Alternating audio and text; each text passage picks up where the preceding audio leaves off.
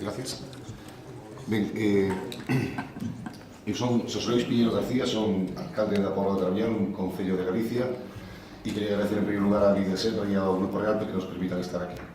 Eu quería facer unha reflexión, pregunta, sobre algo que se ten dito sobre o Estado español, de que era unha excepción dentro de Europa de que non tínhamos extrema dereita. E agora, como acaba de decir o compañero de Andalucía, pois acaba de surdir con forza no sur do Estado. E unha reflexión que fago é que en Galicia, por exemplo, sabemos perfectamente que a extrema dereita existe e estaba dentro do Partido Popular. E os caciques que vivimos en Galicia eran tan extrema dereita como é Vox en Andalucía. Realmente, a pregunta é, e a reflexión que fago, a extrema dereita existe sempre e a veces xurde con forza, e eu creo que sempre están disfrazados, porque eu non vexo grandes diferencias entre o líder de Vox e o líder do Partido Popular en canto a ideoloxía. O que pasa é que por interés electoralista, pois moitas veces non son capaces de tomar decisións que ora si se atreve a facer Vox. Por lo tanto, é un pouco desesperante plantexarse esa cuestión e saber que sempre teñen pois, unha reserva de apoio moi forte e sempre está presente.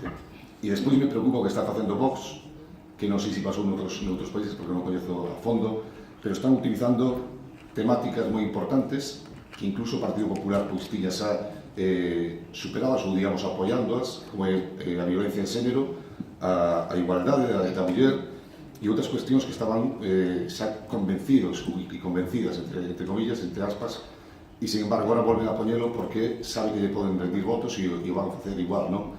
E o fan tamén coa caza, co bienestar animal, co ecoloxismo, conservacionismo, a especie do lobo, por exemplo, en Galicia, que temos problemas con ela, os danos que causa no gando, a inmigración tamén. Entón, a esquerda creo que ten que ser inteligente e saber manexar estas cuestións.